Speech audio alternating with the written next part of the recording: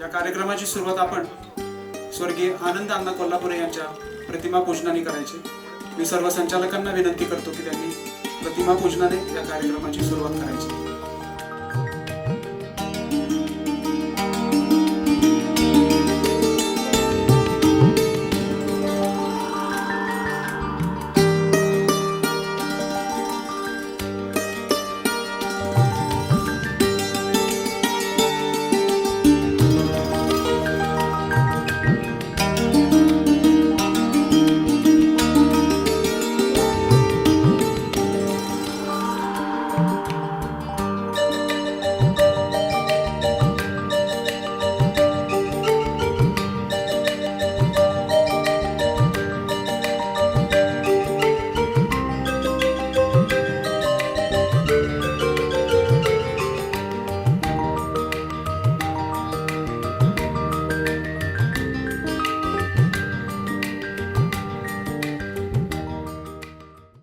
सालामध्ये संस्थेचे माजी उपाध्यक्ष अशोकराव दादासू जंबुरे यांचे निधन झाले। पहलगाम येथे झालेल्या अतिरेकी हल्ल्यामध्ये निधन पावलेले असंख्य भारतीय नागरिक, गुजरात विमान अपघातामध्ये मृत झालेल्या नागरिकांना, तसेच वीर जवान, राष्ट्रीय व आंतरराष्ट्रीय कीर्तीचे थोर नेते, समाजसुधारक, सामाजिक कार्यकर्ते, कवी, साहित्यिक, विचारवंत, संस्थेचे हितचिंतक, नैसर्गिक आपत्ती, अपघात, महापूर यामुळे अज्ञात व्यक्ती दिवंगत झाल्या, त्या सर्वांच्या स्मृतीस विनम्र अभिवादन व भावपूर्ण श्रद्धांजली। मी सर्व उपस्थितांना 2 मिनिटं उभं राहून श्रद्धांजली अर्पण करण्याची विनंती करतो। संस्थेच्या सन्माननीय अध्यक्षा माननीय श्रीमती अनुराधा आनंद कोल्हापुरे यांचा आज जन्मदिवस आहे, तरी कृपया या कार्यक्रमाची सुरुवात त्यांचा आपण केक कापून करत आहोत। सर्व उपस्थितांच्या वतीने मी त्यांना जन्मदिवसाच्या हार्दिक शुभेच्छा देतो।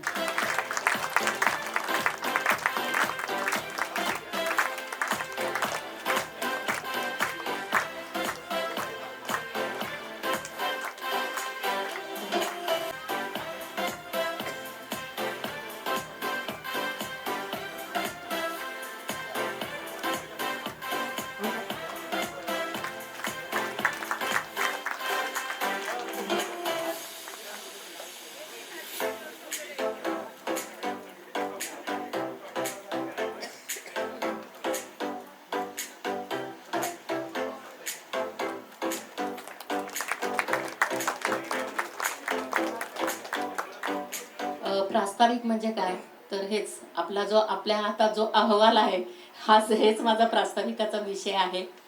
आणखीन मी तुम्हाला एवढंच सांगते की जी सरकारची ध्येय धोरणे असतात, नियम, अटी, कायदे आणि त्यांनी आखून दिलेल्या काही गोष्टी यावरच आपला जास्त भर असतो आणि त्या पद्धतीनं संस्था काम करत आहे आणि करत राहणार आहे। कुठल्याही पद्धतीचं चुकीचं काम आपल्या संस्थेच्या हातून होत नाही आणि विश्वास जो संपादन आनंद कोल्हापुरे यांनी केलेला आहे तो टिकवण्याचं काम मी स्वतः, सर्व संचालक मंडळ, आमचे सर्व कर्मचारी वर्ग घेत आहेत आणि ही हमी मी तुम्हाला आयुष्यभरासाठी देईन, जोपर्यंत तुम्ही मला इथं बसण्याची संधी देत आहात तोपर्यंत।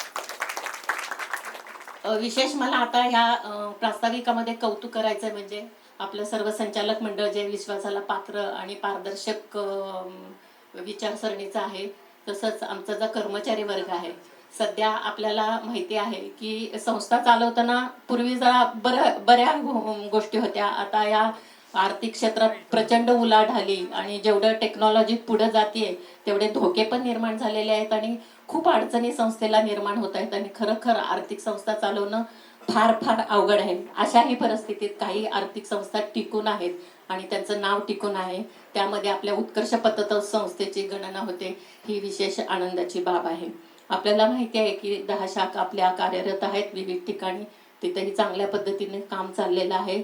विशेष कौतुक करायचं म्हणजे मला आपलं तर सर्वांचं सहकार्य असतंच, पण आमचा कर्मचारी वर्ग यांनी जो आता विडा उचललेला आहे, काय असतं कुठल्याही ठिकाणी जरा चढ उतार हे असतात, जरा चढ होता, आता अलीकडे जरा NPA वाढलेला आहे, थोडासा नफ्यावर परिणाम झाल्याने मी खरं सांगते स्पष्टपणे की ह्या सगळ्या गोष्टी कर्जदारांमुळे झालेल्या आहेत।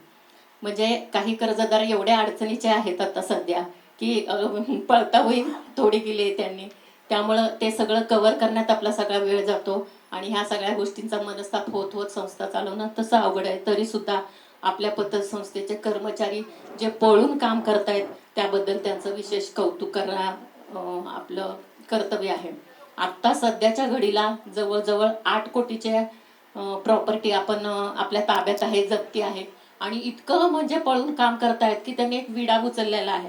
आता भले ब वर्ग असेल तर पुढच्या वर्षी आपण अ वर्गाकडे कसं जाऊ असं त्यांनी जे एक वाटचाल सुरू केली आहे त्यांना आम्ही प्रोत्साहन देत असतो. आम्ही पण तेवढ्याच पद्धतीनं काम करत असतो. काही कर्जदार फरार आहेत, इकडं आहेत तिकडं आहेत, सापडत नाही.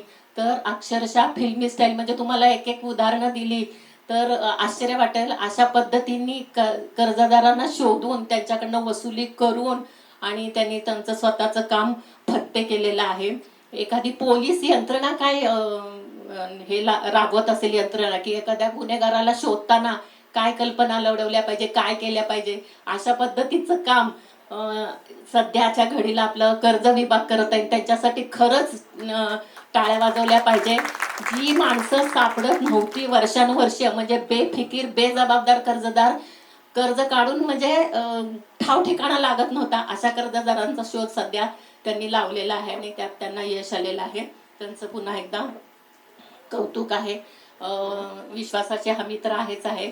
तुम्ही जर मला खरं सांगू का केक कापणं वगैरे मला स्वतःला अजिबात आवडत नाही, तरी सुद्धा तुमच्या प्रेमाखातर पतसंस्थेचे सर्व कर्मचारी यांनी देखील दिलेल्या प्रेमामुळं मी त्यांच्या शुभेच्छांचा तुमच्या शुभेच्छांचा स्वीकार केलेला आहे आणि त्याबद्दलही तुमचे मनापूर्वक धन्यवाद.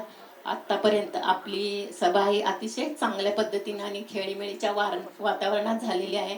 अशीच अपेक्षा मी याही वर्षी करेन, पुढच्या वर्षी कायमस्वरूपी करेन आणि तुमचं आत्तापर्यंत जे सहकार्य लाभलं तेही कायमस्वरूपी आम्हाला मिळेल यात शंकाच नाही. या अधिकारांवाणीनंच मी तुम्हाला सांगते. सर्वांचं मी खूप खूप आभार मानते. थांबते. धन्यवाद. अजून एक गोष्ट म्हणजे आपल्याला ध्येय धोरणाप्रमाणे काम करावं लागतं, तसं सभासद प्रशिक्षण हा एक सुद्धा संस्थेच्या कामकाजाचा भाग असतो. त्या पद्धतीनं आजही आपण सभासदांसाठी प्रशिक्षण ठेवलेलं आहे. संस्थेची रीतसर सभा संपली की आपण सातारचे जे फडणीस सर आहेत ते आपलं प्रशिक्षण घेणार आहेत आणि त्यानंतर काही मान्यवरांचा आपण इथं सन्मान करणार आहोत. मान्यवरांचा सन्मान करणं म्हणजे गरजेचं मला का वाटतं, काही ना वाटेल कशासाठी काय, पण आपल्या सभावाईमध्ये किंवा आपल्या सभासदांमध्ये असे काही लोक असतात की त्यांची दखल घेणं गरजेचं असतं. असे काही वयस्करही ज्येष्ठ नागरिक मेंबर असतात की ज्यांचं सोशल वर्क नाही आहे पण ते स्वतःपुरते इतके छान राहतात, त्यांचं राहणीमान छान आहे, त्यांचा व्यायाम आहार त्यांनी स्वतःला छान ठेवलेला आहे. भले अगदी सगळ्यांनी सोशल वर्क केलं आणि त्यांचा सत्कार झाला पाहिजे असं काही नाही. काही लोक असे आहेत की स्वतःचा व्यवसाय करतात पण त्यांच्या व्यवसायातून त्यांनी त्यांच्या कामाचा ठसा किंवा समाजाला जे योगदान दिलंय त्यांच्या व्यवसायातून इतरांना जो फायदा झालाय अशांचा सत्कार सुद्धा आम्ही करणार आहोत. त्यामध्ये प्रामुख्यानं नाव येईल ते आपले डॉक्टर सुभाष कुलकर्णी. जे सुभाष कुलकर्णी आपल्याला माहिती आहेत की आमच्या काळातले ते डॉक्टर होते. आता ते जर ते प्रसिद्धी परांमुख आहे, ते समोर येत नाही, त्यांच्याविषयी मी नंतर बोलेन. मधु नेने यांचा सुद्धा आपण सत्कार करणार आहोत. विचारवंत सतीश कुलकर्णी आणि अत्यंत अवघड परीक्षा दिलेल्या आपल्या ओझरडीच्या सुकन्या त्यांचाही सत्कार करणार आहोत. तर या पद्धतीनं आपलं कामकाज होईल.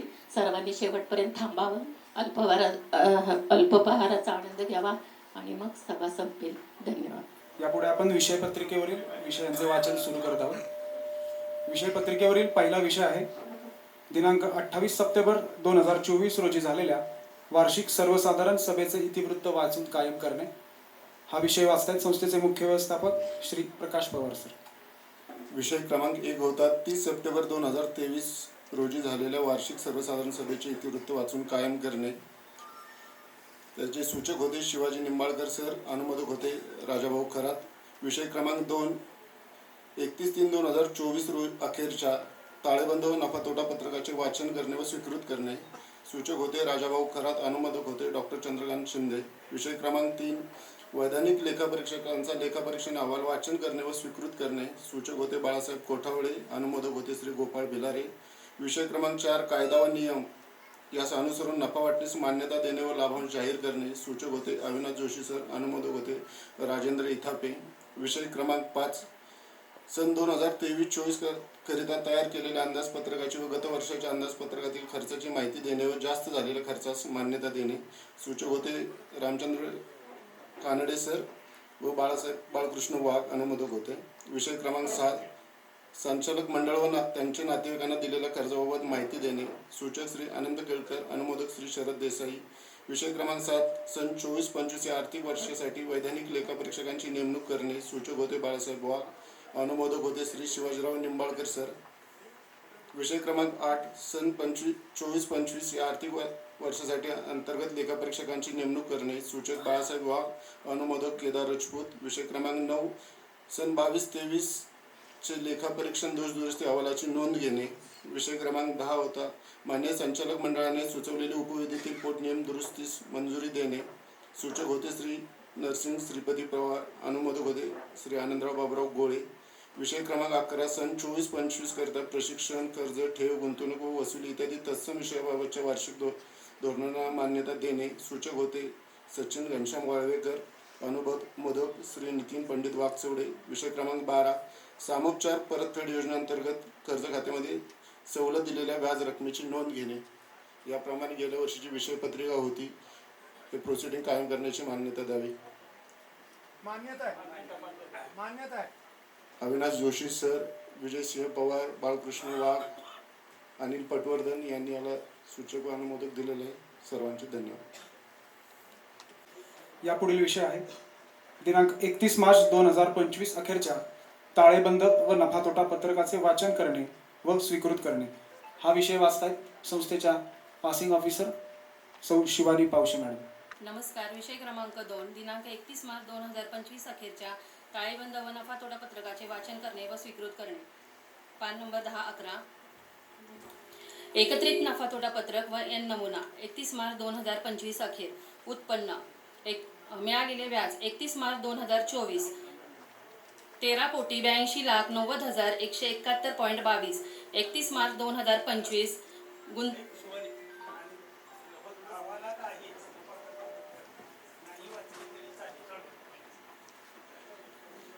अहवालामध्ये सर्व माहिती सभासदांना आम्हाला मिळालेली आहे. याचं वाचन नाही झालं तरी चालेल, ताळेबंद पत्रक नाही वाचलं तरी चालेल. यांना माझा अनुमोदन आहे, कारण अहवाल हे प्रत्येकाला मिळालेले आहे. जर कोणाला अशी शंका असेल तर त्यांनी आपल्या ऑफिसमध्ये विचारावं. ही माझी विनंती आहे, वेळ घेऊ नये. धन्यवाद. याच्यात अनेक चुका झालेल्या आहेत आणि त्या चुकाकडं संचालक मंडळानं लक्ष द्यावं अशी माझी विनंती आहे. कारण 7-8 रकान्यात चुका झालेल्या आहेत. आता याचा 31 लाखाचा जो हे होता त्याचा उल्लेख पण नाही केला.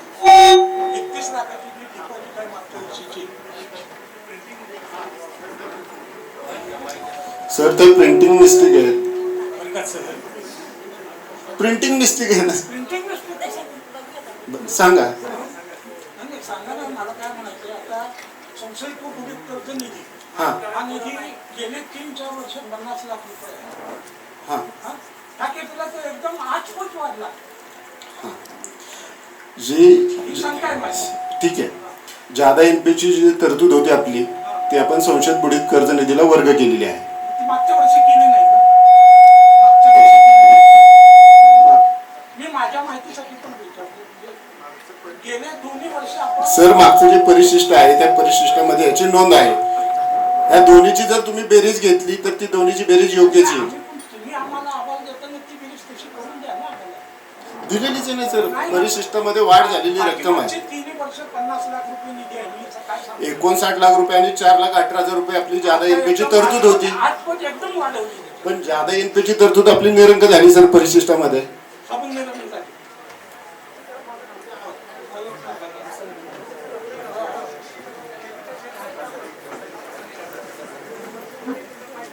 इतर गुंतवणूक जी आहे त्याच्यात पण परिशिष्ट क्रमांक 6 मध्ये कोल्हापूर जिल्हा मध्यवर्ती बँकेची 30,42,544 रो 20 ... झालेले आहे.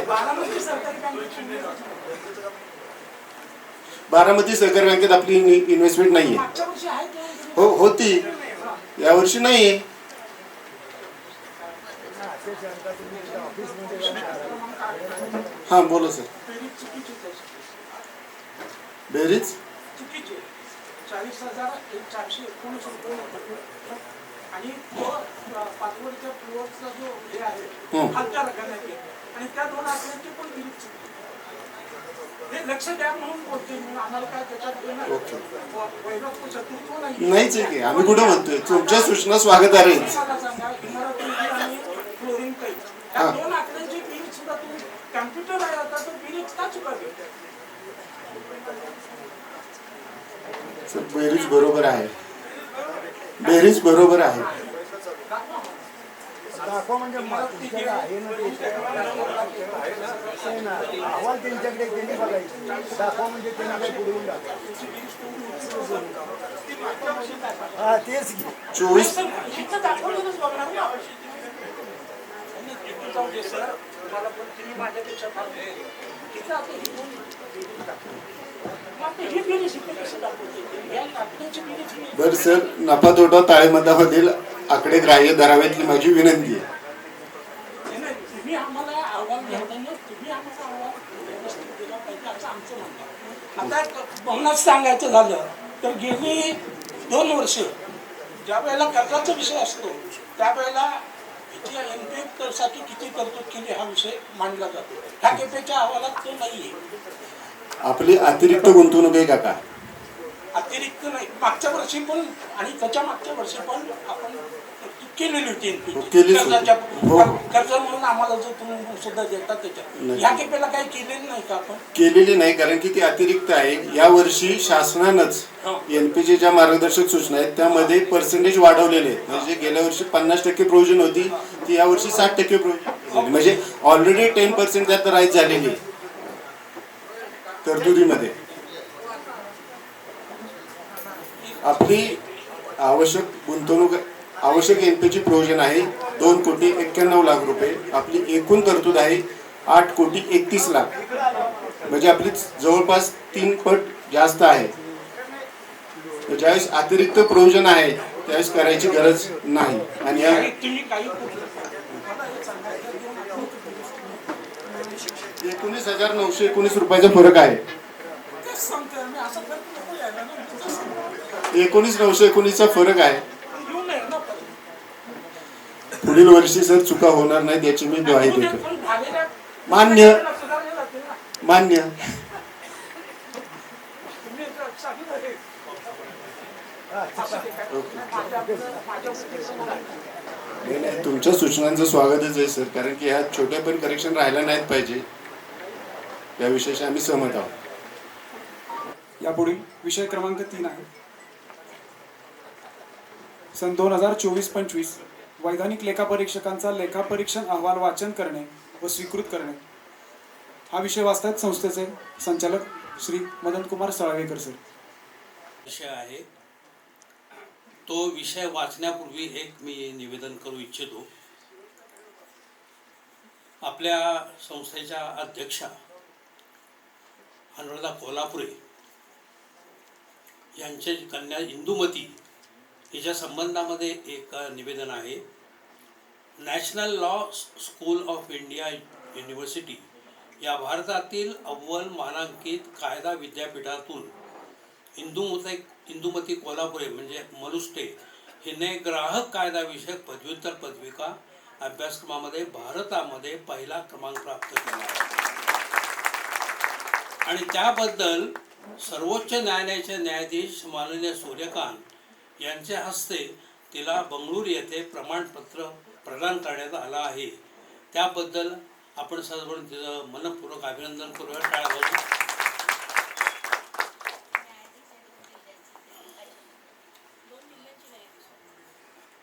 दोन जिल्ह्यांचे ते न्यायाधीश आहे सध्या. मी विषयाकडे वळतोय. मला असं वाटतं की आपले बरेचसे सभासद हे अभ्यासू आहेत.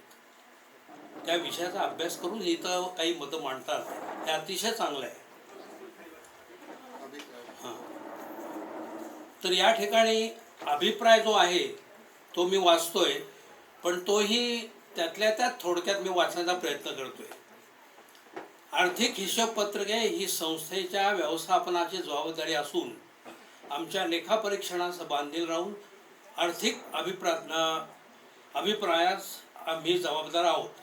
भारतातील लेखापरीक्षणाच्या मान्य पद्धतीप्रमाणे मी लेखापरीक्षण केलेले आहे. लेखापरीक्षण करताना आर्थिक पत्रके हे भौतिक चुकीच्या नोंदणीनुसार दूर आहेत याची खात्री केली आहे. आर्थिक पत्रकातील उघड केलेल्या नोंदींची सादर केलेल्या पुराव्यानुसार नमुना तपासणीचा लेखापरीक्षणात समावेश आहे. आमच्या स्वतंत्र अहवालातील अभिप्रायास पात्र राहून आम्हाला आवश्यक असलेली माहिती व स्पष्टीकरण मिळालेली आहे. आमच्या स्वतंत्र अहवालातील अभिप्रायास पात्र राहून आम्हाला आवश्यक माहिती व स्पष्टीकरण मिळालेलं आहे. सोबत जोडलेले ताळेबंद पत्रक व नफा तोटा पत्रक हिशोबांच्या पुस्तकांशी जुळते मिळते आहे. आमच्या लेखापरीक्षणाच्या उद्देशासाठी आमच्या माहितीप्रमाणे, ज्ञानाप्रमाणे व विश्वासानुसार जरूर ती माहिती व खुलासे आम्हाला उपलब्ध झालेले आहेत. आम्ही तपासलेले नफा तोटा पत्रक भाग अ, ब आणि क मधील शेऱ्यास पात्र लावून संस्थेच्या हिशोबाच्या पुस्तकांशी जुळतात. संस्थेने महाराष्ट्र राज्य सहकारी संस्था कायदा 1960 ब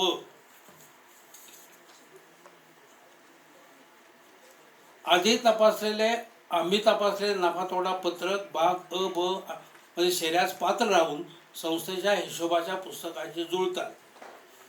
यानंतर त्यांनी एक शेवटचा मुद्दा मी वाचतोय की आर्थिक वर्ष 24-25 करता संस्थेस ब वर्ग देण्यात येत आहे. हा अभिप्राय लेखापरीक्षणाचा आहे. मी थोडक्यात वाचलेला आहे. आपल्या काही शंका असतील तर जरूर सांगा, नसतील तर आपण अनुमोदन द्या. पण मला आनंद वाटतोय की कुलकर्णी सरांसारखे अभ्यासू सभासद या ठिकाणी येतात, विचारतात, आमच्या अभ्यासात भर घालतात, आमच्या ज्ञानात भर घालतात. ही चांगली गोष्ट आहे. पुन्हा मी धन्यवाद देतो सगळ्यांना. आणि आपल्याला याच्यामध्ये काय अनुमोदन आणि सूचक जे पुढे असतील तर प्लीज. कुलकर्णी आहेत आणि कोण, हां या प्लीज घ्या. Thank you very much. विषय पत्रिकेवरील पुढील विषय आहे विषय क्रमांक 4. संस्थेस सन 2024-25 मध्ये झालेल्या नफ्याची कायदा व नियम यास अनुसरून माननीय संचालक मंडळाने सुचविलेल्या नफा वाटणीस मान्यता देणे व लाभांश जाहीर करणे. हा विषय संस्थेचे संचालक श्री अमर कोल्हापुरे हे वाचतात आपल्यापुढे. मी कृपया त्यांना विनंती करतो की त्यांनी हा विषय मांडायचा.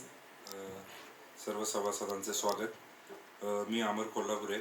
आपल्या विषय क्रमांक 4 आपल्या संस्थेला जो नफा झालेला आहे त्याची विभागणी जाहीर करण्यासाठी मी तुमच्यासमोर आहे.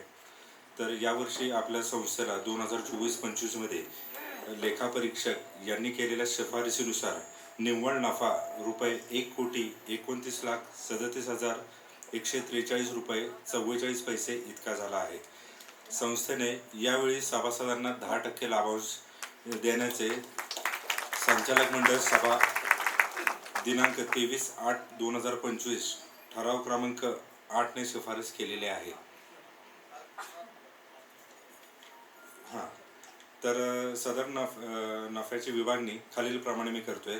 तर राखीव निधी 25% रुपये 32,34,286 रुपये, लाभांश 10% 76,37,008 रुपये, धर्मदाय निधी 3 लाख, निवडणूक निधी 2 लाख, प्रशिक्षण निधी 3 लाख, गुंतवणूक चढ उतार निधी 4 लाख, तंत्रज्ञान विकास निधी 3,65,849 रुपये 44 पैसे, सामाजिक कृतज्ञता निधी 5 लाख, एकूण 1,29,37,143 रुपये 44 पैसे. तर कृपया या विषयास मंजुरी द्यावी. पटवर्धन काका यांचं मंजुरी आहे. रसाळ सरांचे पण मंजुरी आहे. साळुंके, अशोक मांढरे. धन्यवाद. अंदाजपत्रकाची व गत वर्षाच्या अंदाजपत्रकातील खर्चाची माहिती देणे.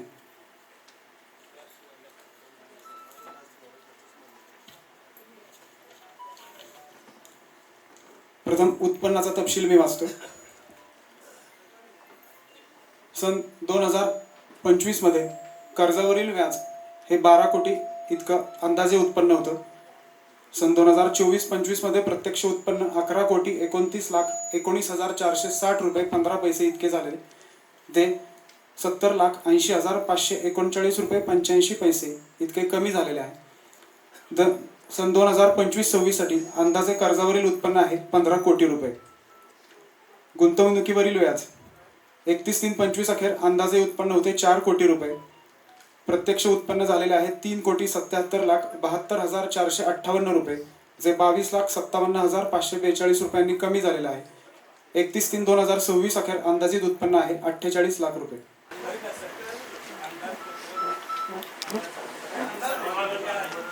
ओके सर, धन्यवाद सर.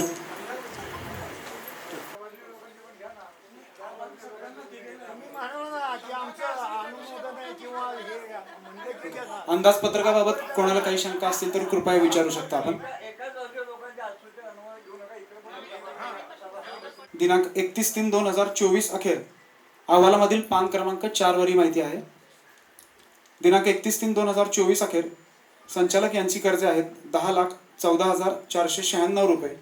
सन 2024-25 मध्ये काही वाटप झालेले नाही, तर या कर्जामध्ये 2,07,760 रुपये इतके जमा रक्कम आहे. आणि 31/3/2025 अखेर या कर्जाची येणे बाकी आहे 8,06,736 रुपये, ज्यामध्ये कोणतीही कर्ज थकबाकीत नाही. नातेवाईकांना दिलेली कर्जे 31/3/2024 अखेर 29,77,066 रुपये इतके आहेत, ज्यामध्ये 24-25 मध्ये कोणतीही वाढ नाही. तर 2,78,355 इतकी रक्कम जमा आहे. 31/3/2025 अखेर या नातेवाईकांना दिलेल्या कर्जाची येणे बाकी आहे 26,98,711 रुपये, ज्यामध्ये कोणतेही कर्ज थकबाकीत नाही. 31/3/2024 अखेर एकूण संचालक आणि नातेवाईक अशी एकूण कर्ज आहे 39,91,562 रुपये, ज्यामध्ये वाढ काही नाही. 4,86,115 रुपये इतकी रक्कम जमा आहे. आणि 31/3/2025 अखेर 35,05,447 रुपये इतकी कर्जाची येणे बाकी आहे, ज्यामध्ये कोणतेही कर्ज थकबाकीत नाही.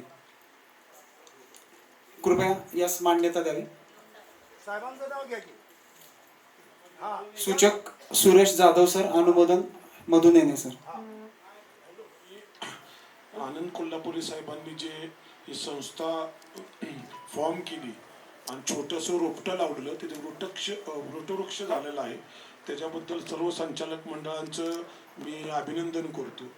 दुसरी गोष्ट, कोल्हापुरीताईंचा वाढदिवस आहे आज, त्यांचंही मी मनापासून अभिनंदन करतो. त्यांचं दीर्घ आयुष्य लाभो, संस्थेच्या अशाच त्या चेअरमन राहाव्या आणि संस्थेची वाटचाल अशीच त्यांनी चालू ठेवावी आणि सभासदांचा विश्वास प्राप्त करून संस्था उच्च पातळीवर न्यावी, असे सभासदांच्या वतीने मी त्यांची परत एकदा अभिनंदन करतो.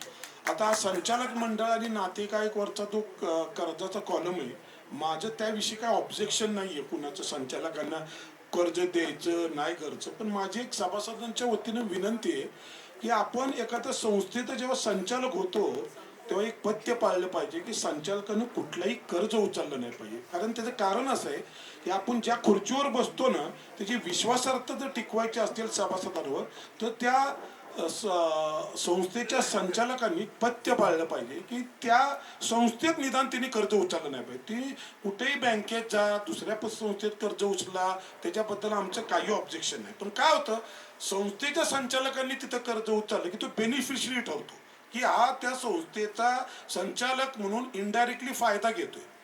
तर कृपया करून माझी विनंती आहे की कुठल्याही संचालकाला तुम्ही, मी बघतोय कॉलम 24-25ला कर्ज दिलं नाही, यासाठी तुमचं अभिनंदन करतो. पण इथून पुढे माझी सूचना अशी आहे की कुठल्याही संचालकाला तुम्ही कर्ज देऊ नका. ती यासाठी देऊ नका की त्या संचालकाची विश्वासार्हता सभासदांमध्ये राहत नाही. तो कर्ज भरेल नाही भरेल, ते थकबाकी राहील, हा प्रश्न वेगळा आहे. पण संस्थेकडे बघण्याचा सभासदांचा जो येतोय तो तुमचा चांगला राहिला पाहिजे, त्याची इमेज संचालकाची राहायला पाहिजे. जर संचालकांनी कर्ज नाही उचललं आणि ती तर तो संस्था चांगला चालू शकतो, हे माझं व्यक्तिगत मत आहे. आणि काय होतं मग तो कर्ज उचललं की तो बेनिच फ्री ठरतो आणि मग त्याला मग तो बोलायचा अधिकारच प्राप्त होत नाही की तुम्ही असं करा, मग ती थकबाकी राहिली, वसूल करा, अमकं करा, डमकं करा. हा संस्थेच्या संचालकाला अधिकार राहत नाही. तर कृपा करून, आणि दुसरं बी माझं मत आहे की नातेवाईकांना सुद्धा, संस्थेच्या कुठल्याही संचालकाच्या नातेवाईकांना सुद्धा कर्ज वाटप करू नका. कारण ज्या संस्था आर्थिक या राज्यामध्ये अडचणीत आल्यात ना, ते संचालक मंडळाच्या नातेवाईकाच्या कर्जामुळेच आलेले आहे. तुम्ही नीट बघा, माहिती घ्या. जे संचालक मंडळांनी चुकीचं कर्ज वाटप केले, नातेवाईकांना केले, ते थकबाकी झाले. सभासदांना बोलता येत नाही, संचालकाला बोलता येत नाही. कर्मचारी वसुला गेले तर कर्मचाऱ्यांना मर्यादा पडतात आणि मग कर्मचारी अडचण होती वसूल करायची का नाही, कारण संचालकाचं बर्डन असतं. तर कृपा करून हा क्लॉज इथं मांडा, संचालक आणि नातेवाईक त्यांना कर्ज वाटप करायचं नाही, हे मी सूचना करतोय.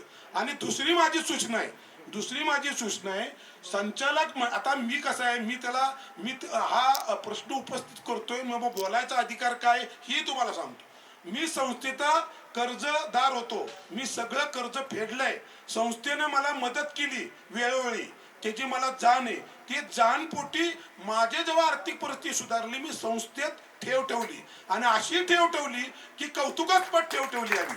की असंही नाही की संस्थेने मला मदत केली नाही, मी पैसे आले की दुसऱ्या संस्थेने दुसऱ्या बँकेत गेलो तिथं ठेव ठेवली. पतसंस्थेत ठेव ठेवलेली, मी फार अर्थतज्ञ मोठा. पतसंस्थेत ठेव ठेवायचे फायदे तोटे सगळं माहिती आहे. पण पवार साहेब असेल, यादव साहेब असेल, अमर कोल्हापुरे ताई, ते तुमचे बँकेच्या सोनगरवाडीचे अक्षय सर असेल, यांची विश्वासार्हता माझ्या पोटी, त्यांची मिळालेली ट्रीटमेंट, कर्मचारी विभागाचं मिळालं ट्रीटमेंट, त्यांची पद्धत वागायची, शेवट ठेव माणूस कधी ठेवतो तुम्हाला माणसाची मानसिकता सांगतो. जर कर्मचाऱ्यांनी चांगली वागणूक दिली, आपलेसापणा केला, ते कर्मचारीमुळे ठेव ठेवली जाते. संस्थेचं आर्थिक बघितलंच जातं, तो विषय वेगळा आहे. पण तुम्ही कशी ट्रीटमेंट देताय ह्याच्यावर ठेवली जाते. माझं दुसरं एक म्हणणं आहे, माझं असं म्हणणं आहे, मला तो बोलायचा अधिकार प्राप्त झालाय. संचालक मंडळाने प्रत्येकाने, माझं मत आहे, प्रत्येकाने 20-20 लाख रुपये ठेवावे. त्याचं कारण असं आहे, त्याचं कारण तुम्हाला सांगतो. त्याच्यामुळे फायदा असा होईल की जेव्हा आपण कर्ज वाटप करू तेव्हा भान राहून कर्ज वाटप करतील संचालक मंडळ. त्याचं कारण सांगतो, आपली स्वतःची ठेव आहे आणि आपण जर व्यवस्थित कर्ज नाही वाटप केलं तर आपणही ठेव अडचणीत येईल. म्हणून माझी शिफारस अशी आहे की संचालकांनी, मी ठेवीदार आहे म्हणून तो मला अधिकार प्राप्त झालोय बोलायला. म्हणजे मी यादव वकिलांना सांगतोय, सगळ्या संचालक मुळे साहेब माझे जवळचे मित्र आहेत, सगळे मित्र तिथे बसलेले. तर माझं म्हणणं काय, तुम्ही जेव्हा संचालक मंडळ म्हणून आदर्श काहीतरी तुम्ही सभासदांमध्ये एक मेसेज जाऊ द्या की आमची सुद्धा ठेव आहे. ना तर काय होणार, आम्ही ठेव ठेवणार आणि तुम्ही ते कर्ज वाटप करणार आणि आम्हाला इथं कारण सांगणार, एनपी असा झाला, एनपी तसा झाला, आमचं झालं. हे आम्ही तोंडपाठ आहे, आम्ही रोज देतच आहे आणि कागदी गोडे मी बी रोज हे करतो. त्या कृपा करून माझी विनंती आहे की तुम्ही सगळ्यांनी ठेव ठेवा. संस्थे ठेव ठेवली म्हणजे ठेवीचा ग्राफ वाढेल, तुमचा मेसेज चांगला जाईल, तुमची सभासदांमध्ये विश्वासार्हता वाढेल आणि मग आम्हालाही पटेल बाबा तुमचं नुसतं बोलायचं, संस्थेचे ठेवीदार त्यांचा सत्कार करायचा. तुमचं काय योगदान आहे ठेवीमध्ये, लक्षात घ्या ना, तुमचं काय योगदान आहे. ठेव आम्ही ठेवले, तुम्ही कर्ज वाटणार.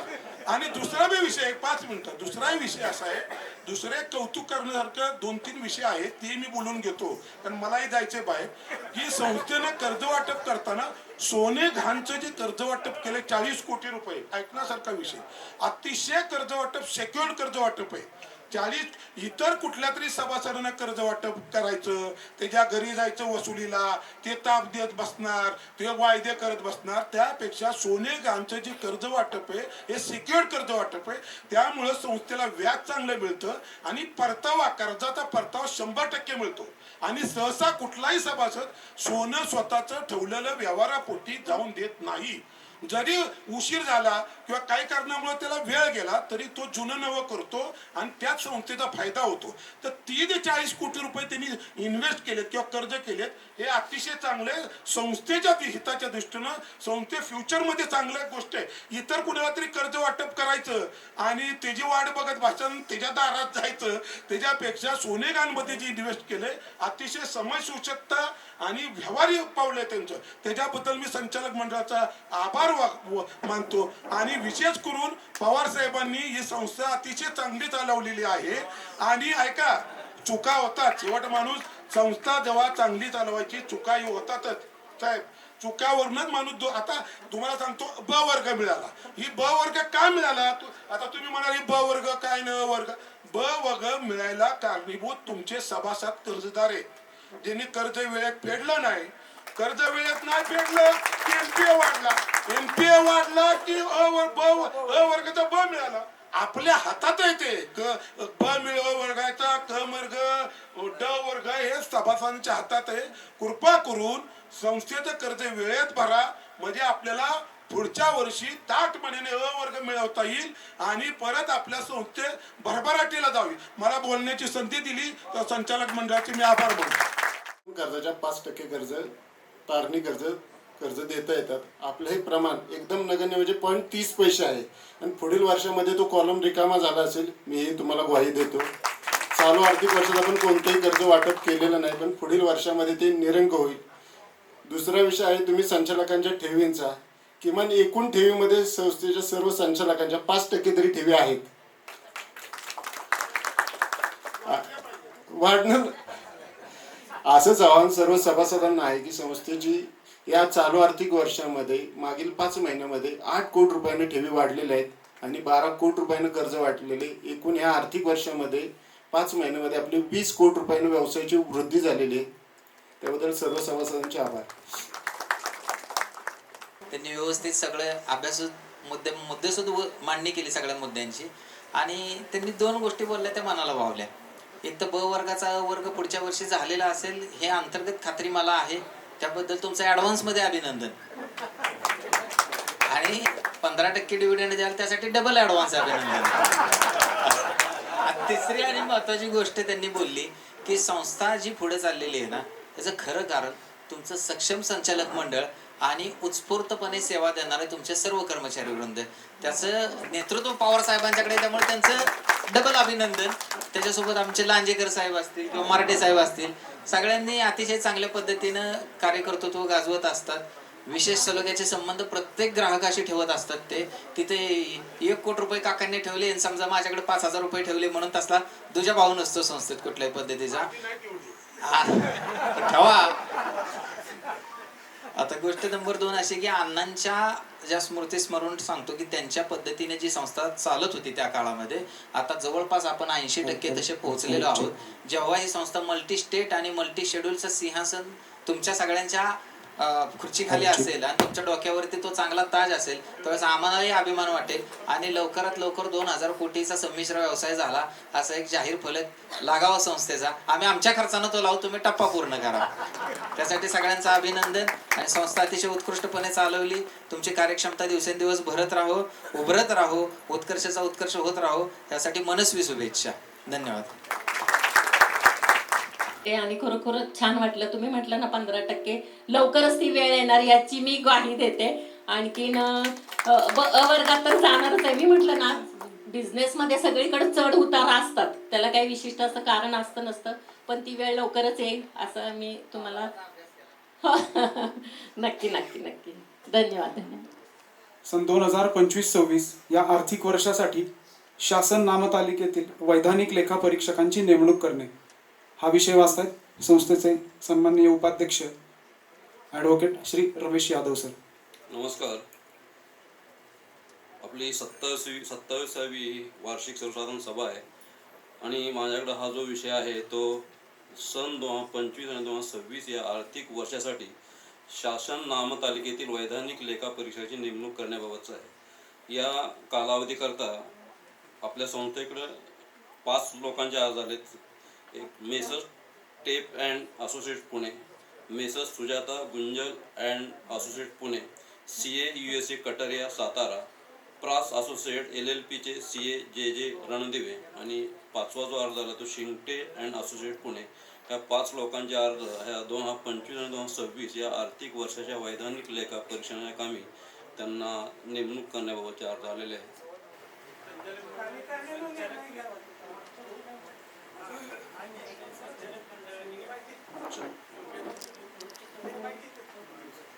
ते सूचक अनुमोदक जाधव.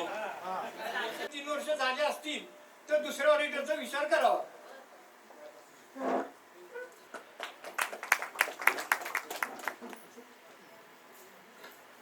धन्यवाद यादव सर. विषय पत्रिकेवरील पुढील विषय आहे विषय क्रमांक 8. सन 2023-24च्या लेखापरीक्षण दोष दुरुस्ती अहवालाची नोंद घेणे. हा विषय वाचतायत संस्थेचे सन्माननीय संचालक श्री सलीमभाई बागवान सर. विषय क्रमांक 9. सन 2023-24च्या लेखापरीक्षण दोष दुरुस्ती अहवालाची नोंद घेणे. संस्थेच्या आर्थिक वर्ष 23-24चे वैधानिक लेखापरीक्षण मेसर्स वैभव मोहोळकर आणि असोसिएट्स यांनी केले असून सदरच्या लेखापरीक्षण अहवालामध्ये नमूद दोष व त्रुटींची पूर्तता करून सदरचं विहित नमुन्यातील दोष दुरुस्तीचा अहवाल 29/11/2024 रोजी संबंधित विभागास पाठवलेला आहे. हे माहितीसाठी आहे, याला अनुमोदनाची याची गरज नाही. विषय पत्रिकेवरील पुढील विषय आहे विषय क्रमांक 9. नवीन सुधारित आदर्श उपविधी दुरुस्तीसह स्वीकारण्याबाबत. हा विषय वाचतायत संस्थेच्या सन्माननीय अध्यक्षा श्रीमती अनुराधा कोल्हापुरी. नमस्कार. सध्याच्या बदलत्या परिस्थितीमुळे माननीय सहकार आयुक्त यांनी एक आदर्श उपविधी तयार केलेला आहे आणि तो आपल्यापर्यंत आलेला आहे. राज्यातील नागरिक ग्रामीण बिगर कृषी सहकारी पतसंस्थांना सुधारित आदर्श उपविधी लागू करण्यास माननीय सहकार आयुक्त व निबंधक सहकारी संस्था महाराष्ट्र राज्य पुणे यांनी मान्यता दिलेली आहे. त्यामुळे संस्थेने केलेल्या दुरुस्त्या खालीलप्रमाणे आहेत. सध्या अस्तित्वात असलेले उपविधीचे मुद्दे म्हणजे 1 ते 67, कराराची दुरुस्ती आणि समावेश. माननीय सहकार आयुक्त यांनी दिनांक 29/7/2025च्या पत्रान्वये सुधारित आदर्श उपविधी लागू करण्यास मान्यता दिल्याने कराराचा आवश्यक बदल उपविधी क्रमांक 1 ते 72. दुरुस्तीचे कारण माननीय सहकार आयुक्त यांनी दिनांक 29/7/2025च्या पत्रान्वये सुधारित आदर्श उपविधी लागू करण्यास मान्यता दिल्याने उपविधीमध्ये बदल करणे आवश्यक आहे. कोणाला उपविधी पाहायचा असेल तर तुम्ही संस्थेत येऊ शकता. फार मोठे बदल झालेले आहेत त्यामुळे मगाशी मी सांगितल्याप्रमाणे आणि या उपविधीमध्ये बदल होऊ शकतात. आपलं आता राज्य फेडरेशन आणि सातारा जिल्हा फेडरेशन यांनी काही सूचना सहकार आयुक्तांपुढे मांडलेल्या आहेत आणि त्या ज्या सूचना म्हणजे या आता दिलेल्या उपविधीमध्ये बदल होऊ शकतात. त्या बदलांसह आपण आज हा उपविधी मंजूर करायचा आहे. तर तुम्ही सर्वांनी मान्यता द्यावी अशी मी नम्र विनंती करते. मधुनेने यांनी सूचक म्हणून मान्य केलेलं आहे आणि भोसले साहेब अनुमोदन.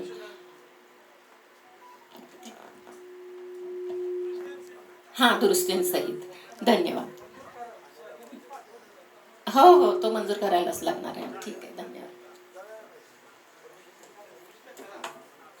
होय आहे, बरेच मुद्दे काढलेले आहेत दुरुस्त्यांसाठी. हो, सांगितलेलं आहे.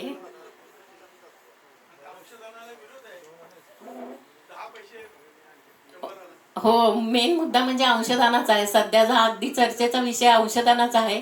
काही पतसंस्थांनी मान्यता दिलेली आहे, पण बऱ्याचशा जवळजवळ 95% पतसंस्थांनी या अंशदानाला विरोध केलेला आहे. फक्त अंशदान या मुद्द्यावर हा जरा उपविधीत थांबलेला आहे, पण जो काय असेल तो आपल्याला स्वीकारावा लागणार आहे पुढे. धन्यवाद. अंशदानाबाबत संस्थेचा ठराव करायचा का की द्यायचं नाही? नाही, अंशदानामध्ये विषय असा आहे की शासनानं त्यामध्ये अजून कोणतीही क्लिअरिटी दिलेली नाही. या सर्व स्तरावर शासन आणि राज्य पतसंस्था फेडरेशन यामध्ये संवाद चालू आहे. राज्य पतसंस्था फेडरेशनने पण या विषयावर औरंगाबाद खंडपीठाकडे याचिका दाखल केलेली आहे. ती गोष्ट न्यायप्रविष्ट आहे. जर भविष्यात ती गोष्ट न्यायप्रविष्ट निघाली त्याचे जे आदेश येतील त्याप्रमाणे आपण कार्यवाही करू. कर्ज खात्यांमध्ये सवलत दिलेल्या व्याज रकमेची नोंद घेणे हा विषय मांडतायत संस्थेचे संचालक श्री संजय वायकर सर. विषय क्रमांक 10. सन 2024-25 मध्ये सामोपचार परतफेड योजनेअंतर्गत कर्ज खात्यामध्ये सवलत दिलेल्या व्याज रकमेची नोंद घेणे. महाराष्ट्र शासनाच्या नागरी ग्रामीण बिगर शेती सहकारी पतसंस्थांसाठी एक रकमी कर्ज परतफेड योजना 2024 शासन निर्णय क्रमांक 1106 दिनांक 10/6/2024 अंतर्गत तडजोड केलेल्या थकीत कर्ज खात्यांची माहिती देणे व संचालक मंडळाच्या निर्णयाची नोंद घेणे. कालावधी आहे 1/4/2024 ते 31/3/2025. 1. तडजोड झालेल्या एकूण कर्ज खात्यांची संख्या 33. तडजोड झालेल्या खात्यातील एकूण कर्ज मंजूर रक्कम 1,93,56,000 रुपये.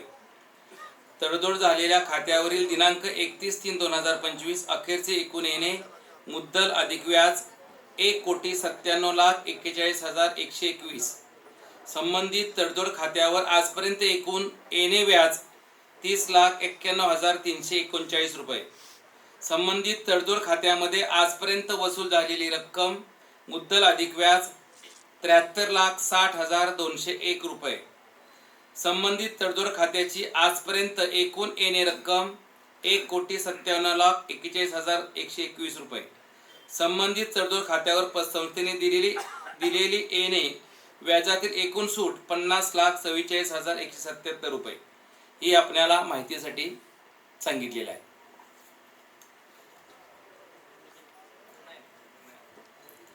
धन्यवाद वायकर सर.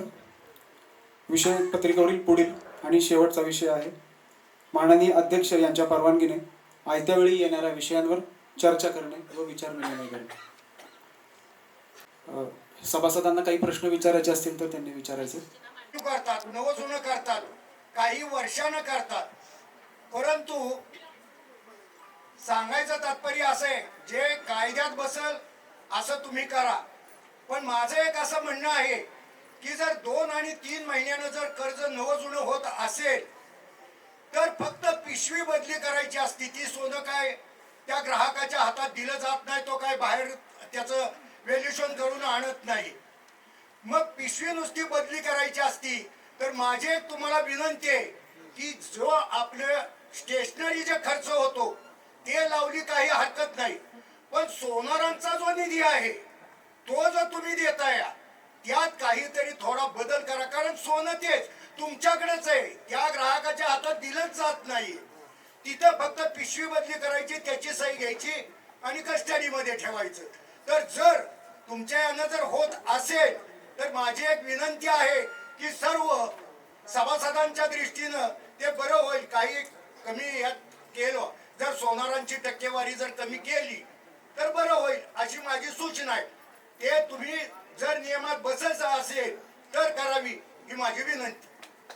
आणि त्या पद्धतीने आम्ही आमची कार्यवाही करू. धन्यवाद. डॅडीजी तुमची सूचना आहे की बाबा त्यामध्ये सोनाराचं कमिशन कमी द्यावं, ही सूचना आहे ना तुमची.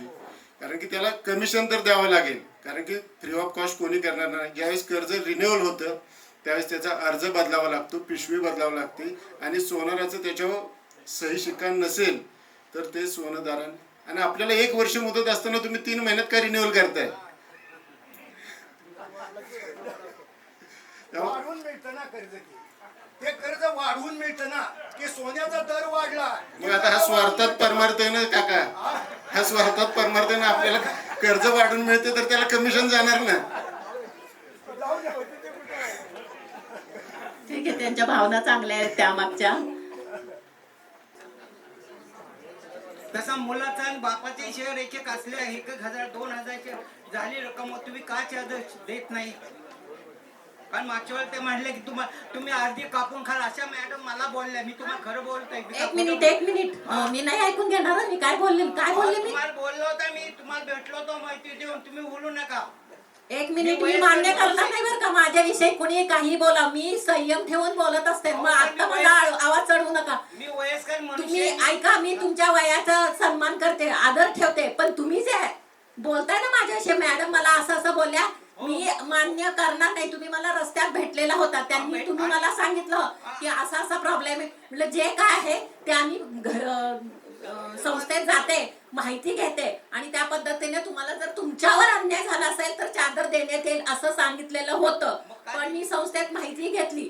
2000चं लिमिटेशन आहे चादरीला. तुम्ही काय सांगताय माझ्या बायकोचे 1000 आहे, माझे 1000 आहे, असे दोन्ही मिळून घरात जर 5 जण असतील त्याचे 200 रुपयाचे जर हे झाले शेअर्स असतील तर 10 जणांना आपण चादरी देऊ शकत नाही.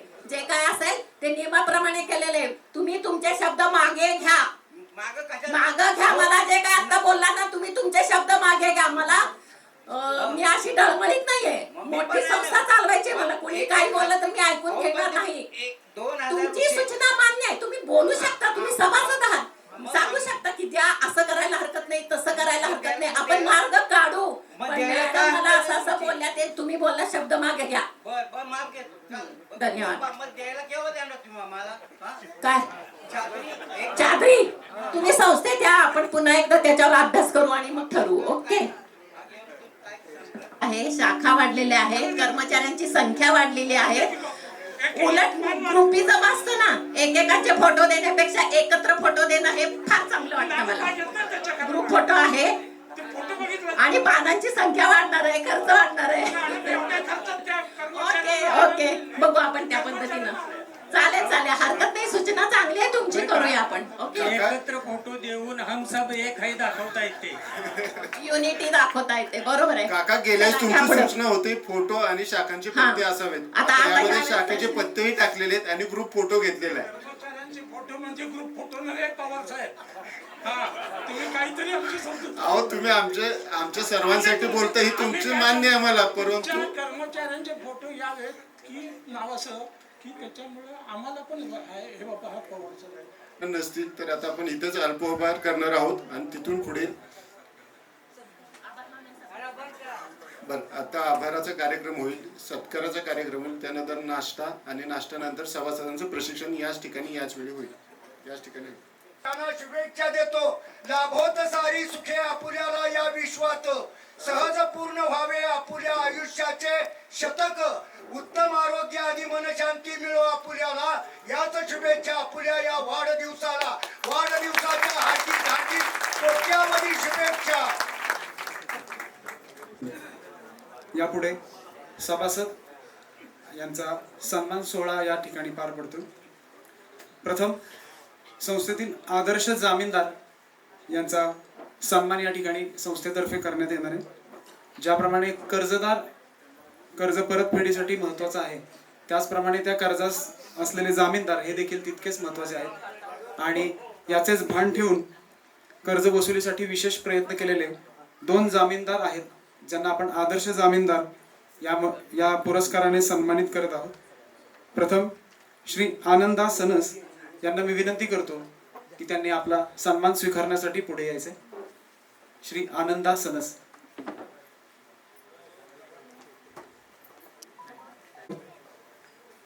श्री सुभाष कुलकर्णी.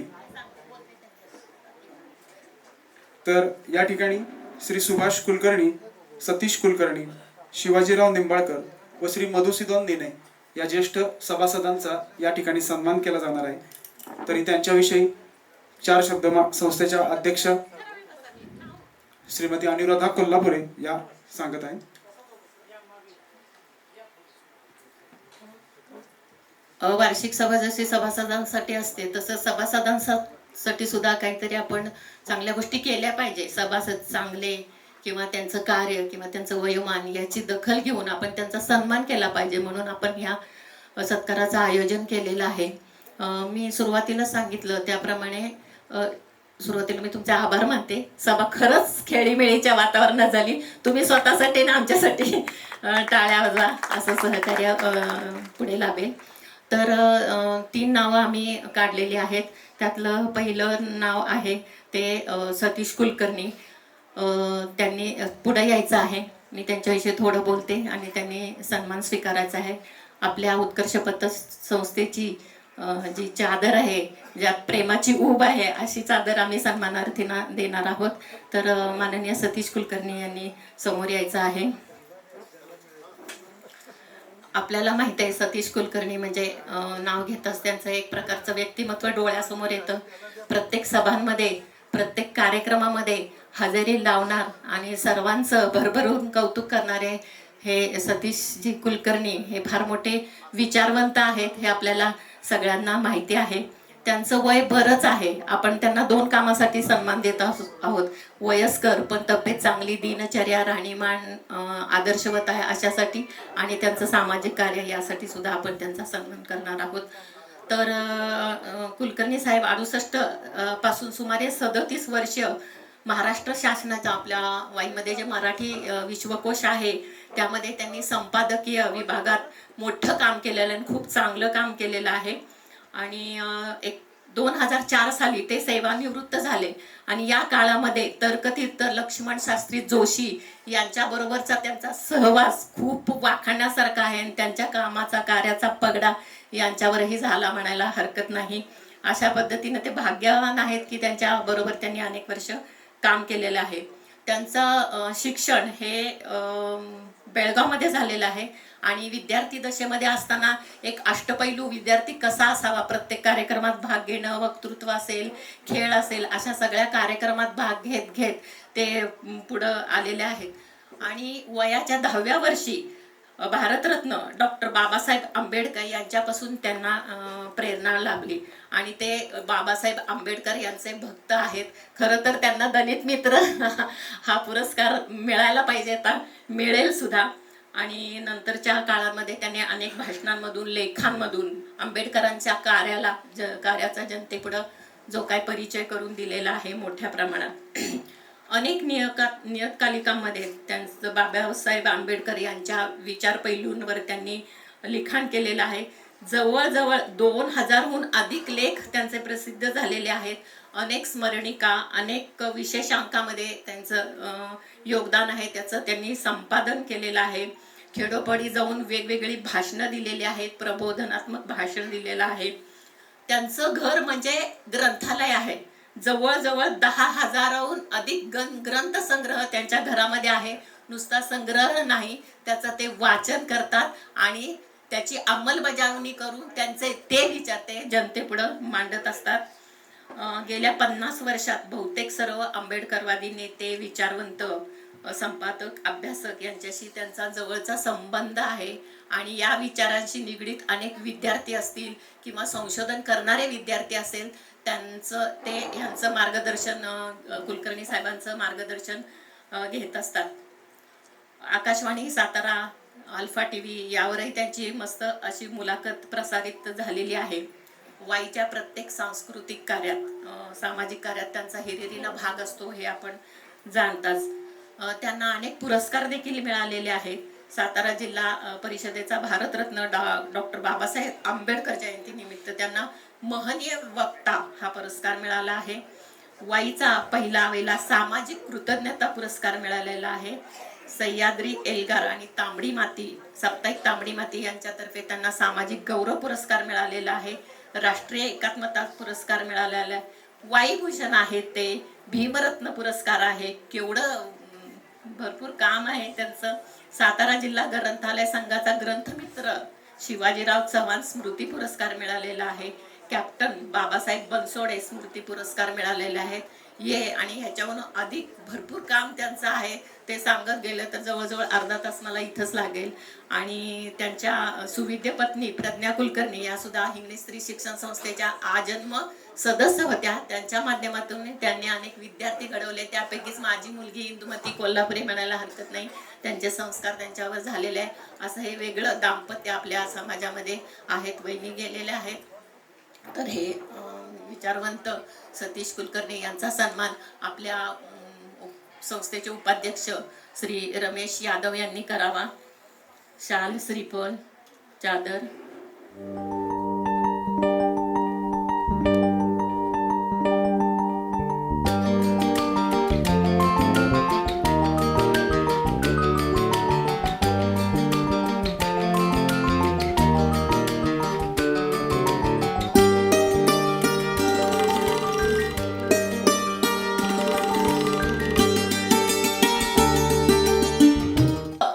कर्मचारी आहे. त्यांच्या काळामध्ये काळामध्ये त्यांनी खूप चांगली सेवा सर्व ग्राहकांना दिलेली आहे आणि संस्थेसाठी फार मोठा मोलाचा वाटा त्यांनी निर्माण केलेला आहे. सध्या ते एक मानद पत्रकार आहेत.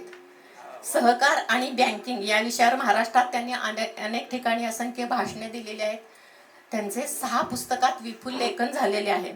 सातारा जिल्हा नागरी सहकारी बँक असोसिएशन येथे 12 वर्षे त्यांनी सचिव म्हणून काम केलेले आहे.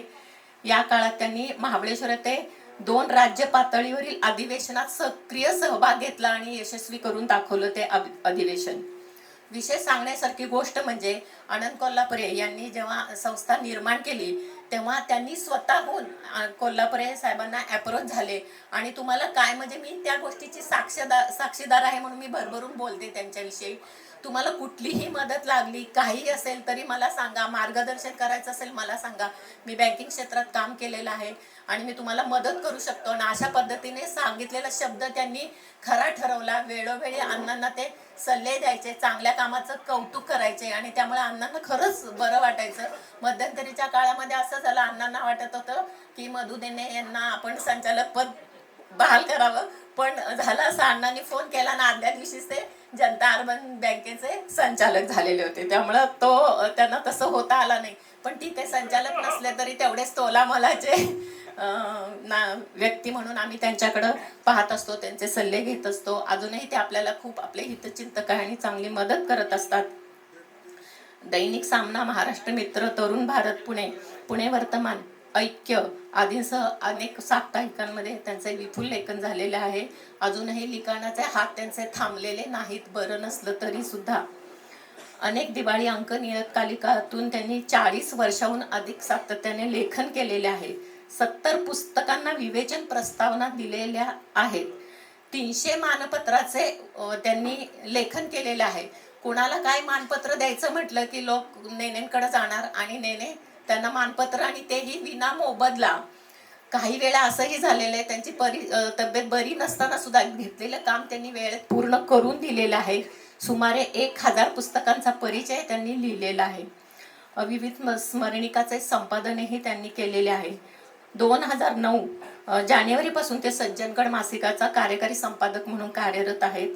व्याख्याने, प्रवचने म्हणजे कुठं कुठं झाली असतील तर महाराष्ट्र, कर्नाटक, गोवा, मध्य प्रदेश तसेच अमेरिकेत सुद्धा विश्व मराठी साहित्य संमेलनासह अनेक ठिकाणी त्यांची अनेक विषयांवर व्याख्यानं झालेली आहेत.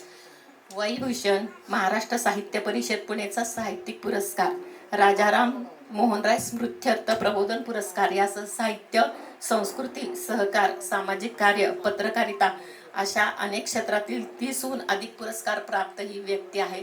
त्यामुळे आम्हाला वाटलं की ह्यांचा सन्मान करणं आपलं कर्तव्य आहे आणि आम्ही त्यांना बोलवलं. तर मी आपल्या संस्थेचे ज्येष्ठ संचालक श्री शरद चव्हाण सर यांना विनंती करते की त्यांनी सन्मान करावा. कधी खजिनदार म्हणून त्यांनी काम केलं आणि आता गेले काही वर्ष ते आजार असल्यामुळे ते निवृत्त आहेत. त्यामुळे त्यांचा अतिशय स्नेहयुक्त असा सहवास आम्हाला लाभला हे आमचं मोठं भाग्य आहे आणि त्यांचा सत्कार आज मला परत इथे करायची संधी मिळाली त्याबद्दल मला खूप आनंद होत आहे.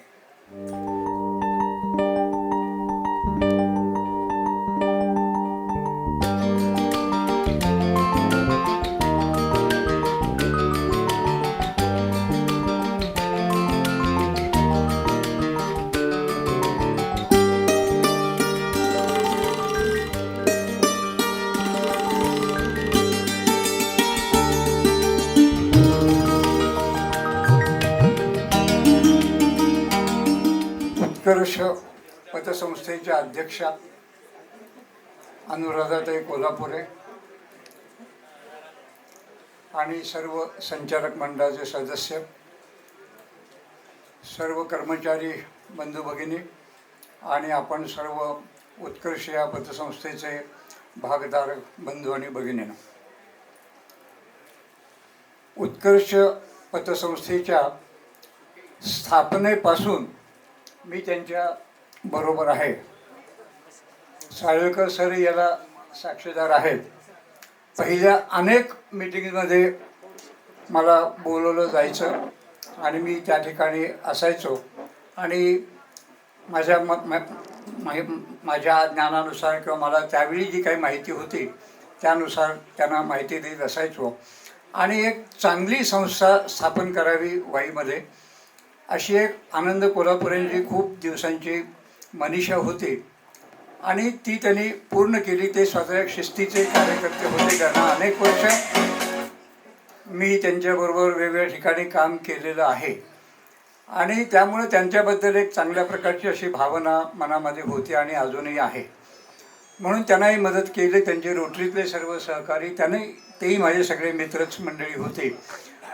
पण मधल्या काळात जसं आता अनुराध यांनी सांगितलं की बँका आणि पतसंस्था चालवणं म्हणजे फार अवघड परिस्थिती सध्याच्या काळात आणि त्या काळातही होती. आनंदराव कोल्हापुरे आणि हे सगळं थकबाकीदारामुळं होतं, NPAमुळं होतं, हे सर्व आपल्या सर्वांना माहिती आहे. आता त्याच्यावर सुरुवातीला खूप मोठी चर्चा झाली. म्हणजे आनंदराव कोल्हापुरे 2-3दा असं माझ्याजवळ म्हणाले होते की मी एखादी शिक्षण संस्था काढली असती तर बरं झालं असतं, उगीच सहकारी संस्था काढली. कारण इथं शिक्षण संस्थेमध्ये सगळं घेता येतं, इथं घ्यायचं काहीच नाही, इथं सगळं द्यावंच लागतं.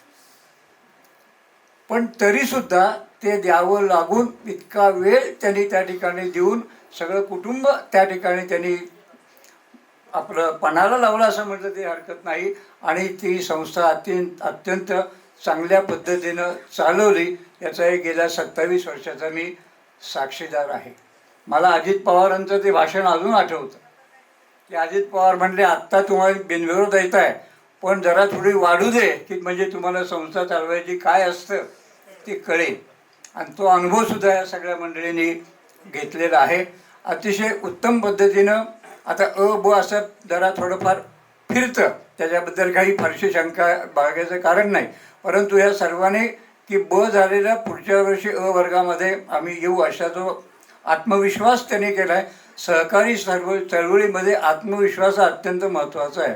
संचालकांनी जर आत्मविश्वास सोडला तर संस्था कधीही ती भरभराटीला येत नाही.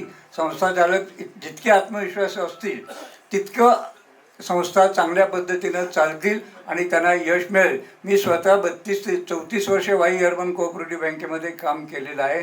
त्यामुळे सहकारी चळवळीशी माझा खूप मोठा ऋणानुबंध आहे आणि अजूनही सुद्धा मी सहकारी संस्थांमध्ये जातो, त्यांच्याशी संबंध ठेवतो. निर्णय गावात गेल्यावर सुद्धा मी वेगवेगळ्या संस्थांमध्ये जातो आणि माझ्या इतकी मी जरा थोडंसं अहंकार वाटेल पण सातारा जिल्ह्यात माझ्या इतका सहकारी क्षेत्रावर भाषणं केलेला माणूस आत्ताच्या काळामध्ये शोधून सापडणार नाही. मी जवळपास 1000हून अधिक भाषणं सातारा जिल्हा आणि सांगली, सोलापूर, कोल्हापूर ह्या सगळ्या पश्चिम महाराष्ट्राच्या पट्ट्यामध्ये सहकारी चळवळीवर किंवा सहकारी भाषण करायचं म्हणजे मधून येणे असं समीकरणच झालेलं होतं आणि अनेक ठिकाणी मी गेलेलो आहे. आजही यांच्या सुरुवातीच्या कर्मचाऱ्यांची 4-5 ट्रेनिंग मी दिवसाची एकट्यानं घेतलेली आहे. अजूनसुद्धा जर तुम्हाला काही ट्रेनिंगची आवश्यकता असेल तर ती मी विनामोबदला द्यायला तयार आहे. आणखीन दुसरी गोष्ट म्हणजे आता अहवालाच्या संदर्भात चर्चा झाली. वाई अर्बन बँकेचे जवळपास 28 ते 30 वर्ष अहवालाचं काम मी एका हाती केलेलं आहे.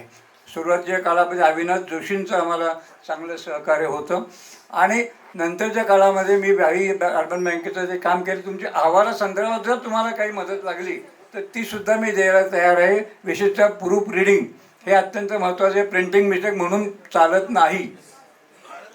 प्रिंटिंग मिस्टेक आहे हे चालत नाही. प्रिंटिंग मिस्टेक असूच नाही. प्रत्येक गोष्ट ही आपली चोखच असली पाहिजे. त्यामुळं आपण लोक म्हणतात प्रिंटिंग मिस्टेक आहे पण प्रिंटिंग मिस्टेक ही क्वचित चालू शकते. आकड्यातली चूक ते फार त्रासदायक असते. अचा ब झालेला चालतो पण क हे झालं की तो संपला. म्हणून प्रिंटिंग मिस्टेकवर जर काही करू नका.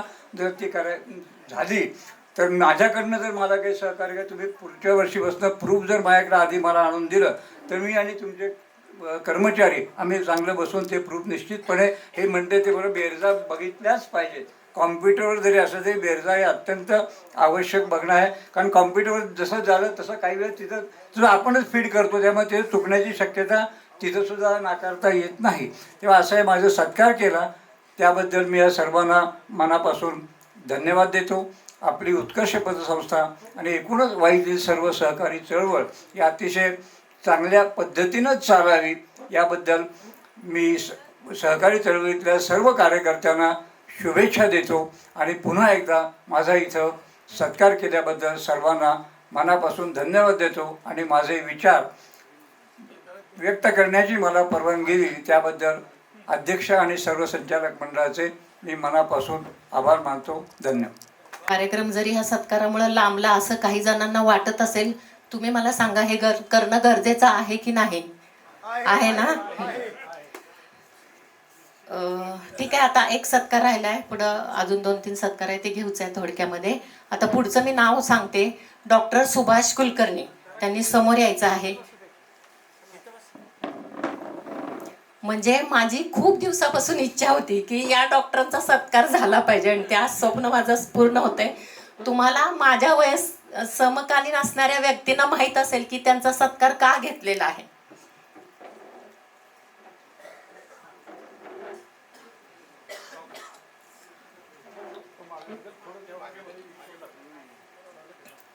मला या डॉक्टरांविषयी खूप आदर आहे. आमची मुलं लहान असताना किंवा आमचा तरुणपणीचा जो काळ होता ते आमचे फॅमिली डॉक्टर होते. म्हणजे ते आमचे फॅमिली डॉक्टर होते. त्यांनी विनामूल्य सेवा दिली म्हणून सत्कार नाही. त्यांनी जे काम केलेलं आहे ते कुणीही डॉक्टर करत असतील, इतर डॉक्टरसुद्धा, पण त्यांचं काम खूप दखल घेण्यासारखं आहे. ते मेडिकल ऑफिसर होते. त्यांनी ना वईमध्ये ते 1984 साली आले. आणखीन म्हसवड, कलेडोन, वई, बोरगाव, पाचगणी, अमरावती, सातारा येथे त्यांनी मेडिकल ऑफिसर म्हणून काम केले आणि 1910 साली ते रिटायर झाले. ते मेडिकल ऑफिसर असताना सुद्धा रुग्णांना त्यांनी जी काही सेवा दिली तर त्या काळचे हजारो रुग्ण अजूनही त्यांचं नाव काढतात. म्हणजे ते रात्री अपरात्री त्यावेळेस कसं काय फोन, म्हणजे ही सेवा चालू होतीच. फॅमिली डॉक्टर असे असायचे की घरी जाऊन सेवा द्यायचे. आता ती पद्धत बंद झालेली आहे. तरी सुद्धा नंतरच्या काळामध्ये सुद्धा नुसता त्यांचा फोन गेला आणि त्यांनी फोन जर उचलला नाही, एखादा रुग्ण त्यांच्या घरी गेला आणि त्यांचं दार ठोठावलं तर डॉक्टर स्वतः घरी येऊन रुग्णांना सेवा देऊन, त्यांना दिलासा देऊन, त्यांना बरं वाटेपर्यंत थांबवून अशा प्रकारची त्यांनी सेवा दिलेली आहे. आणि पैसे घेणं हा त्यांच्याकडे विषयच नाही. मध्यंतरीच्या काळामध्ये त्यांना सुद्धा काही आर्थिक चणचण भासली होती, तर त्यांनी त्यांच्या पेशाद्वारे अनेक पैसे ते कमावू शकले असते. त्यांनी त्यांचा फायदा करून घेतला असता. पण केवळ विनामूल्य सेवा, म्हणजे गरीब असू दे, श्रीमंत असू दे, ओळखीचा असू दे, अनोळखी असू दे, दुश्मन असू दे, त्यांच्याकडे गेलेला माणूस औषध घेणार, ते त्यांच्याकडनं पैसे घ्यायचे नाहीत आणि त्यांच्या औषधाचा गुण यायचा, हे विशेष आहे. आणि नंतरच्या काळामध्ये सुद्धा रिटायर झाल्यानंतर त्यांनी सेवाभावी वृत्तीनं भगवा कट्टा येते त्यांनी त्यांचं कन्सल्टिंग चालू केलेलं होतं. तिथं सुद्धा हजारो ग्राहकच म्हणायला पाहिजे आता, रुग्णांना त्यांनी चांगली उत्तम सेवा दिलेली आहे. फक्त एवढंच आहे की आपण म्हणतो ना की चांगलं काम केलं तर चांगलं घडतं, वाईट काम केलं तर वाईट घडतं. पण ह्या डॉक्टरांच्या बाबतीत नियतीनं असं काही खेळ खेळलेला आहे ना की मला सांगताना सुद्धा, आता ज्यांना माहीत आहे त्यांना माहीत आहे, सांगताना सुद्धा खूप वाईट वाटतं. म्हणजे त्यांच्या चांगल्या कामाची दखल घेणं हे तर बाजूला राहिलं, पण त्यांना नंतर चांगलेपणाने नियतीनं जगू सुद्धा दिले नाही. अशा प्रकारची परिस्थिती नियतीने त्यांच्या भोवती निर्माण केलेली होती. अशा ही परिस्थितीत सर्व दुःख विसरून ते आजपर्यंत रुग्णांना सेवा देत आहेत, विनामूल्य सेवा देत आहे. एकही पैसा ते रुग्णांकडून घेत नाही. त्यामुळे मला असं वाटतं की यांच्या कामाची दखल आपण घ्यावी आणि म्हणून त्यांना आज पाचारण करण्यात आलं. अतिशय मितभाषी आणि फक्त आपण भलं, आपलं काम भलं. आपण म्हणतो की सोशल वर्क केलं, ह्यांनी पुरस्कार घेतले, ते ना बरंच काम करणारी माणसं असतात, त्यांची तर दखल आपण घेतोच, त्यांनी ते चांगलं काम केलेलं असतं. पण स्वतःच्या व्यवसायापुरतं मर्यादित राहून, प्रसिद्धी परांमुख असून आपल्या व्यवसायातून हजारो लोकांना ज्यांनी बरं केलेलं आहे, दिलासा दिलेला आहे, आत्मविश्वास दिलेला आहे, अशा व्यक्तींपैकी एक डॉक्टर सुभाष कुलकर्णी.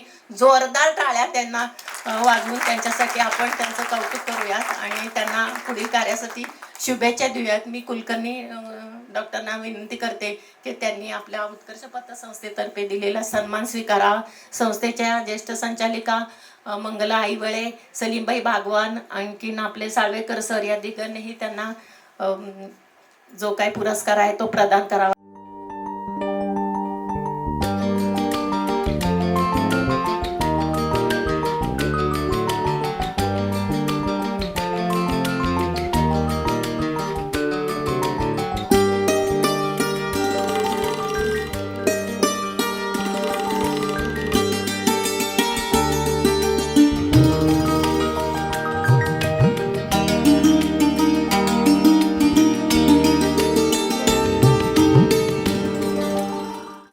स्पेशलिस्ट झाले आहेत MS MD अमकं, त्यामुळे ते घरी यायला तयार नसतात. पण त्याला अपवाद म्हणजे डॉक्टर सुभाष कुलकर्णी. अनेक वेळेला मी बघितलं की त्याला जर दुकानात तिथे येऊन सांगितले डॉक्टर असं असं आहे, एक पेशंट आहे त्याला असं असं झालं आहे, तर ते तुमच्या गाडीबरोबर किंवा ते स्वतःची गाडी घेऊन घरी येणार, ट्रीटमेंट देणार, औषधं लिहून देणार आणि पैसे घेणार नाहीत. मग अशी हिने अनुदान सांगितले त्याप्रमाणे खरोखरच एक अतिशय चांगल्या म्हणजे काय ह्याच्यातले डॉक्टर्स आणि असे जर डॉक्टर आपल्याकडं असतील तर निश्चितच रुग्णांची संख्या कमी होईल आणि सगळ्यांना दिलासा मिळेल. मी डॉक्टर सुभाष कुलकर्णी यांचा पुन्हा एकदा मनपूर्वक त्यांना धन्यवाद देतो, अभिनंदन करतो.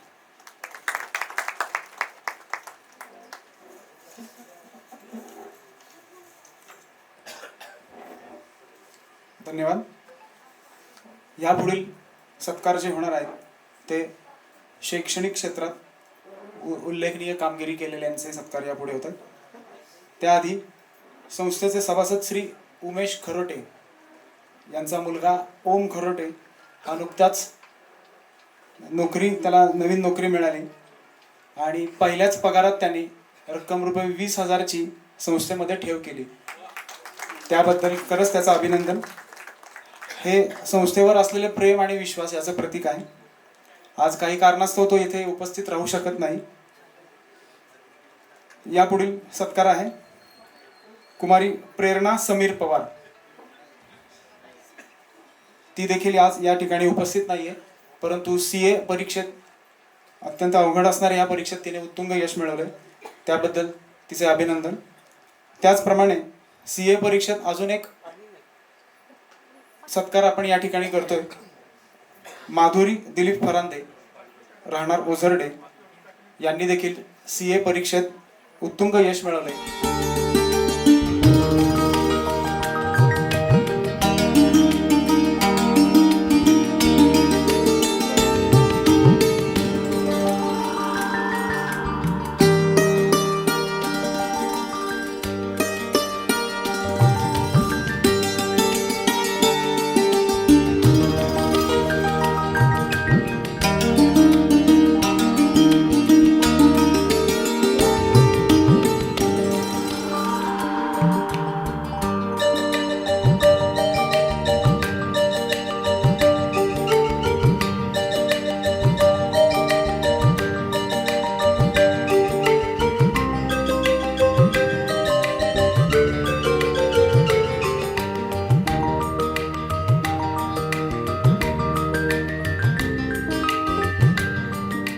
संस्थेचे संचालक श्री महेश जायकर सर यांनी एक सूचना वजा या संस्थेकडे केली होती की संस्थेच्या 10 शाखांपैकी जी शाखा सर्वोत्कृष्ट काम करते, खरं तर सगळ्याच शाखा उत्कृष्ट काम करतात, परंतु सगळ्यांचाच सन्मान आहे हा, परंतु तो एका शाखेला देऊन सन्मानित करायचा आपल्याला.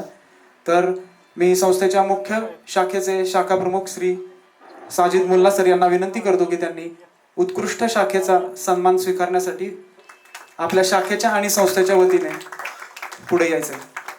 श्री साजिद मुल्ला सर आणि त्यांचे सर्व कर्मचारी यांचे विशेष कौतुक आणि अभिनंदन. श्री साजिद मुल्ला सर, शाखा प्रमुख, मुख्य शाखा.